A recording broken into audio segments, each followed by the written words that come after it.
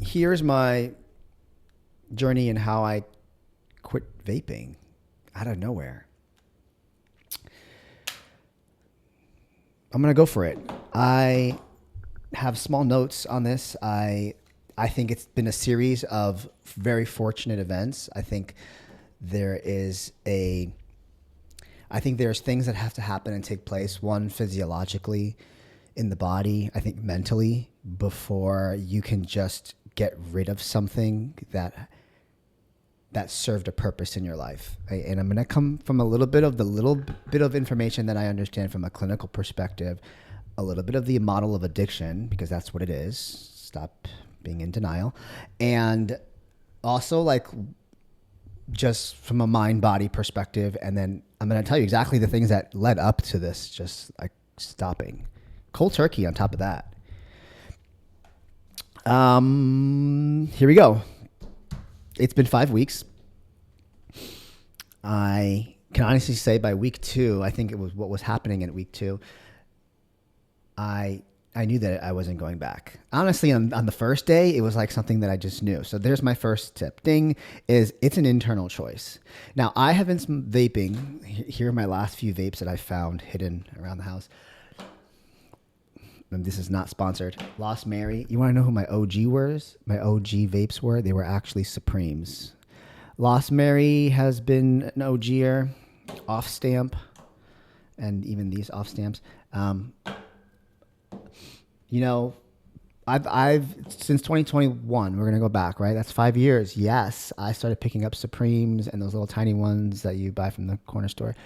And what's interesting is that I was already a year, I'm going to say this, I was a year sober from any kind of drugs, right? I took like a big sabbatical from like everything because I was over consuming and emotionally, like I used substances to escape some wounds. And then, so I was like a year of nothing and I felt great. And then I moved back to Florida to go back to grad school and I started vaping again. I started vaping. I never vaped before. And I also don't smoke cigarettes. I did take Chantix, right? So if you're a smoker, you know, that's like the prescription medication that you take to try and stop smoking cigarettes. I did that for 30 days and I've never picked up a cigarette again. Cigarettes make me gag. All that to say, it was socially. So then I come back here, I come down to Florida and I started vaping. And as I was going to grad school to become a therapist, so little by little, I'm starting to unpack like, what's smoking cessation, like what that means, like nicotine, right? The brain, dopamine, reward, oxytocin, cortisol, right? All these concepts are now being shown to me, and I'm putting all of this together. And I realized that this vape was serving a purpose. Vaping, underneath smoking, any kind of smoking, cigarettes or vape. I'm also going to include here marijuana. Now, some can challenge me here. I just realized I'm also going to include any drug that has a smoking aspect to it. We can argue about that later. Underneath smoking is anger. Underneath anger is pain. Pretty much to say, if you smoke or you vape, there's anger underneath, whether you see it visibly or not, whether you think anger is like blowing up like your father used to blow up. It's not that. Anger is just an emotion. Emotions tend to be temporary, short-term, that come and go. We're noticing and identifying that anger tends to be a consistent one that stays persistently, especially if suppressed. All that to say is, what is Alvin angry for? Like, you just came off of a year journey of like solitude, and there's a lot to be angry about. I started doing shadow work and all of that. And I realized that it's also nervous system regulation. Like, wow, like that's a mouthful, because it's not like, oh yeah, I'm going to go see a therapist and I'm going to become emotionally regulated. That's not how it works. That's how it starts. I mean, I contradict us therapists. That's how it starts, but that's not that's not just the work, right? There's a lot of behavior change that needs to take place. There is a lot of, oh my God, unpacking of triggers and fears and what you may be angry about in actuality, right? So much there. So I'm talking 5 years of smoking a vape every single day. Like, yeah, crackhead Alvin too. And sorry if that's offensive. Like, if I lose it, I'm going crazy. Now, the last 2 years have been less and less and less and less. And I don't take it with me to bed. It's not living under my pillow. Listen, if you're there, I get you. I get it. Then I refrain from smoking in the morning. But then it started becoming to the point where let's just jump to 2026, where I'm like, I started shaming.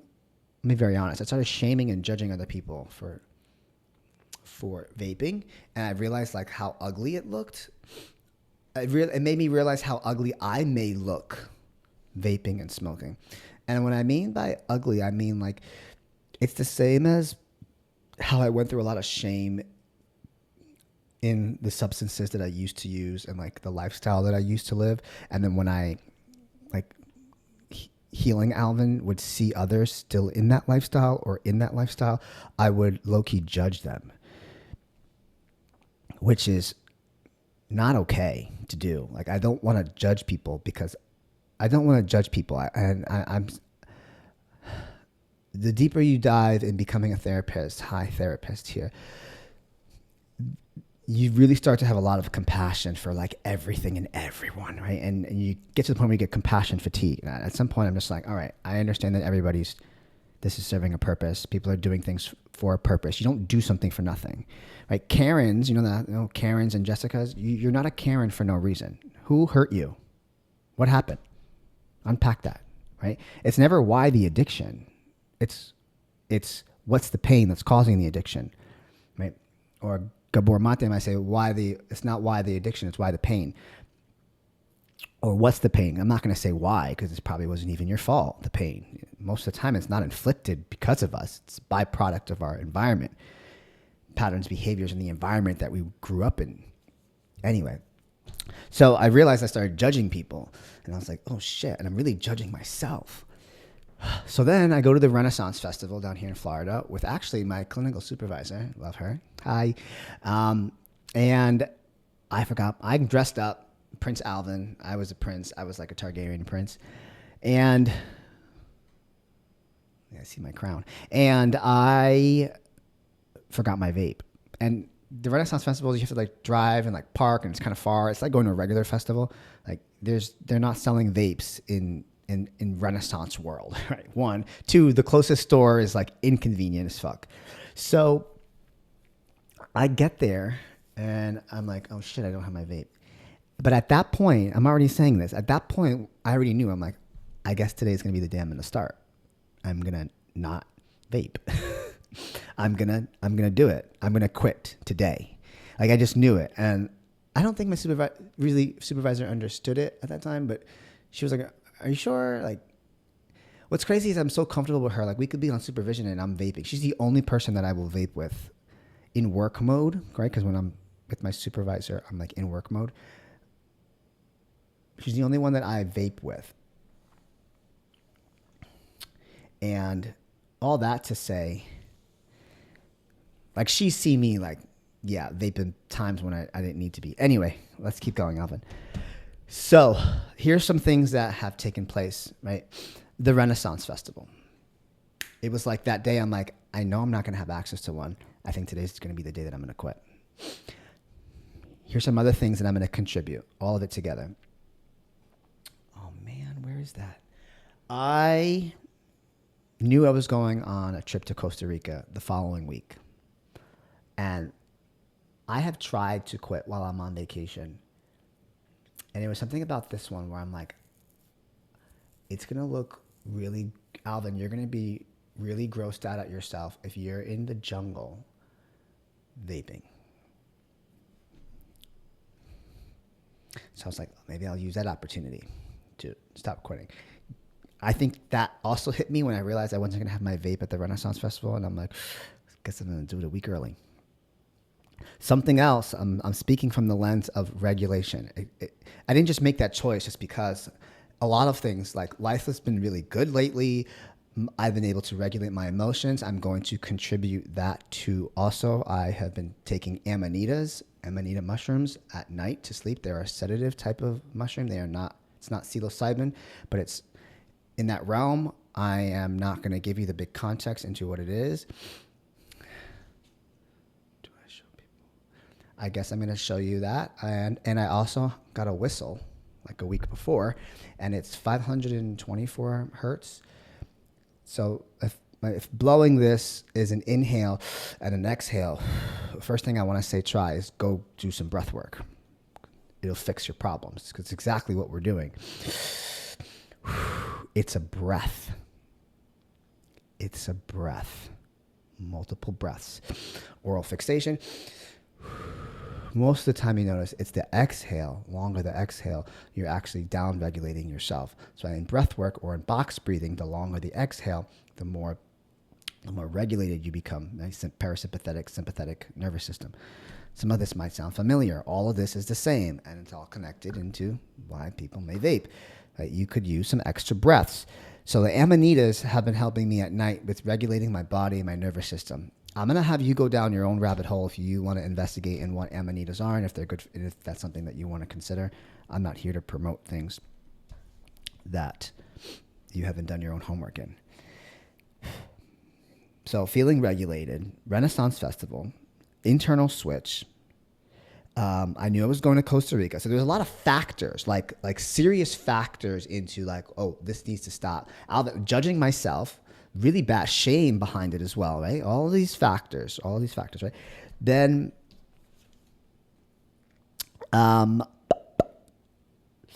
so I also know that you can't just drop this, right? There needs to be a replacement of some kind. So I'm going to go and get that. So I'm not, hold on.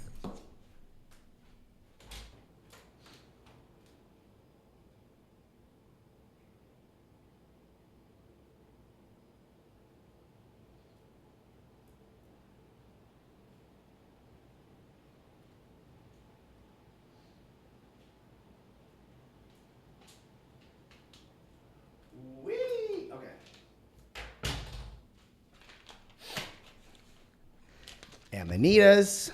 These come in capsules. Is the company name on here? Yes, it is. You can do your own homework. You can find that out for yourself. These are Amanita Muscaria. I also did the Regulus, and now I have Muscaria. You do like 3 days on, 4 days off, 4 days on, 3 days off. A combination of 4 and 3. And they're more of a sedative. Now, so I'm saying that because the body needs to be regulated in order to put down the thing that is temporarily regulating itself. I hope this is making sense, and I don't want this to be scripted because that's not how I function. So I stopped that. I'm going on a week. I also happen to have this. I bought this whistle. It's 528 hertz. And I'm like, okay, so anytime I feel, most of the time it's like after a session, after work or a meeting or something, I'm like, oh, I would reach for the vape and take a hit. I gotta be very careful right now. I would reach for it and take a hit. So I'm like, okay, so I need to replace that behavior with every time I get off of a meeting or a session, I reach for the vape. So I would reach for the whistle for like the first week. Great, it worked. I also have, or I use sound in some way. Right. There's a lot of sound bowls around me. So that was another aspect. In some way, sounds or frequencies. I also bought like a little frequency machine that I've been listening to for the last week, I guess prior to quitting vaping. So I guess we can add that in there too. Frequencies, very well, could easily have shifted the frequencies in my desire and need for vaping, which is why it also assisted this. So those are two aspects there, the whistle, the amanitas. I was worried. Then I'm like, oh, am I gonna need it when I go into the jungle? So then I go to Costa Rica. I didn't even think about it.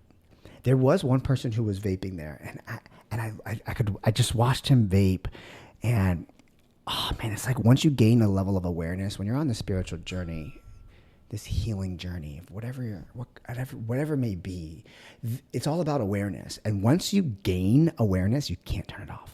And as a therapist, you can't. it's very difficult to not psychoanalyze behaviors and patterns and things that you're seeing. Trust me, I've lost friends because of it, right? And all that to say is I'm watching them, and I'm watching someone else vape, and I can see when they're vaping, when they need it. And that's when I realized, wow, then you also let this go because you were judging yourself. Right. So there was an aspect of mirrors in front of me of like realizing like, do I need that? Like, what is that? What is that serving a purpose in my life? All that to say is life has been feeling really good lately. It's 5 weeks. I have no desire. I also went to 2 festivals in between then. Well, not 2 festivals, but I had 2 wild weekends, fun weekends, and people are vaping all around me. Not even close. Nope. Not even a weed pen. I think I hit a weed pen twice, but like I didn't even want it. I was like, oh, I'm good. I'm not a smoker like that.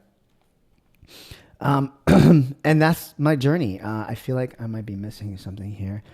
I do want to say that it does come from a space of being regulated. It's an internal choice, right? Especially when it's serving a purpose. If you're in crisis or life was in a crisis at one point in time in your life, and that's where you noticed that you depended on it even more. Most of the time, vaping is anxiety. Right? It's anxiety 101. It's the nervous system being dysregulated, looking for something to self-soothe temporarily. So most of the time, it's not really about like, let's work on why you're vaping. It's more like, let's work on life shit. And naturally, the lines and the dotted lines will all start connecting and you won't need this anymore.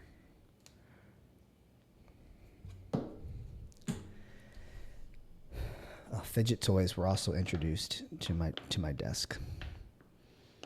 Right. Just speaking to replacement behavior, if you're looking for that. I just realized now, like all these companies, no one's going to see it anyway. Take this down. You're defaming our product. No, I'm not. You have a product that you don't know what's in it. Okay, then tell me what's in it. Tell me that it's not going to kill me. Tell me that you're not destroying my lungs. I don't know. Tell me. You can't. Exactly. So, defamation. Suck my dick. So, the other aspect here I want to say is like, so now we're at week 5. My workouts have been intense. If you made it this far, I'm going to share this with you. My workouts have been so intense. Wow. Like, I'm impressed. I got to be honest here. My workouts, I'm going to cry. Yeah, you already see it coming. My workouts have been so intense that it makes me realize like how good I feel. Like today, oh my God, I did record a little video. And I actually cried because I'm like, wow, I feel so good. Like so good. So good. And I don't really want to gloat about it. Like I want to go and like share, like I used to like create videos or do a reading. Like, oh my God, have you gone to the gym today? And I feel bad telling people how good I feel because I know that the world is not in a great place. So part of me I'm unpacking now is realizing that I feel bad for feeling good. Right? That's a deep fucking shadow work prompt right there. Right? I also did see some Carl Jung and some neuroscientists talking about Carl Jung. I'm unpacking Carl Jung's psychology components and transformation. That's where I'm really coming from this lens. This is a deep, profound transformation that took place where the vape is no longer needed in this timeline. So Carl Jung psychology is one avenue. The other avenue is oh my God, it's Dr. Huberman. He just reposted a podcast. Was it neuroscience? Shit, I forgot. Neuroscience has been at the top of my forefront, right? Like neuroplasticity is just the brain's ability to change. And I think that the world, I think society, I think healing is now, it's a staple. Healing and wellness isn't going anywhere. That's now, before we were fighting for it to be at the forefront. Now that is the bar, right? So it's going to be really cool and exciting to see how we start unpacking healing modalities or things just really coming to the forefront. The subconscious, the conscious mind, right? We already know about emotion regulation. And what all that to say, 20 minutes here, you watching me here, there is a profound power that comes when you finally feel at peace and your body feels regulated. And I thought that I've already felt this, right? My journey in 2018 when I meditated for like 6 months and I finally got rid of the voices that the music that I could hear and the repeated trauma and visuals. To get rid of that, I thought I hit gold. Now I'm sitting in it's a constant state of peace, which is crazy because on my legs this year, on my right thigh, I got create peace on my thighs, create peace. And I've been telling myself everywhere that I step, I'm creating peace. I'm bringing peace. And that's literally what it feels like. Part of me doesn't want to share that with everybody. Part of me doesn't even know how I got here. You have no idea how hard it is to like want to speak with a microphone, and I have no idea how to tell people how to get here. It's like I don't know. Byproduct of like little thing after little thing. And this channel has just been me sharing where I'm at. I embody what I say. So I'm going to continue to embody that and hope that some sort of framework or something hits and resonates and allows you to go on that journey on your own. I wish I could give you a framework. I really want to say is I wish I could give you a course. I wish I could give you direction. Sometimes I feel like I have no idea what I'm doing. Yet look where I'm at and look how good I feel. How did I get here? I have no idea.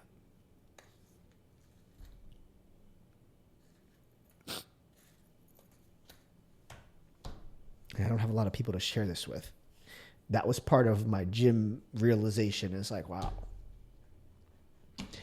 Do I tell people? Do I post? So most of my friends are in our social media that follow me. Great. Never met half of you. Some of my friends look at me weird. They think I'm too deep. Anyway. But I'm meeting a lot of new people. So more shall be revealed. Welcome to my story about the vape. These are the last 3 pieces that I'm throwing away. 4 pieces. I feel like there's something else. Replacement behavior, regulating your nervous system. Tapping into your body is probably the most spiritual thing you could possibly do. I'm going to shout out somebody. Her name is Vanessa. I don't know her full thing. I might tag her. I might not. I don't know if I want her attention. I don't even know if she's going to even see it if I do tag her. Tapping into your body is one of the most spiritual things you can do. It's also one of the most sexual things you can do with yourself. And it has enhanced and evolved year after year after year after year. Tap into your body is easiest form of being a spiritual being you can possibly get to, because the more you tap into your body, you understand it, you understand what it needs, what it doesn't need, what it can benefit from, why it's reaching for. Everything you need is in here. You just got to figure out how to listen for it and look at what you're doing to see why it's what it needs. Ultimately, you'll realize it needs a safety plan. But then once you feel safe, nothing, you're good. You don't need to tiptoe around things anymore. People. Welcome to Alvin's TED Talk. My name is Alvin Catalan. I'm present. I'm done speaking now.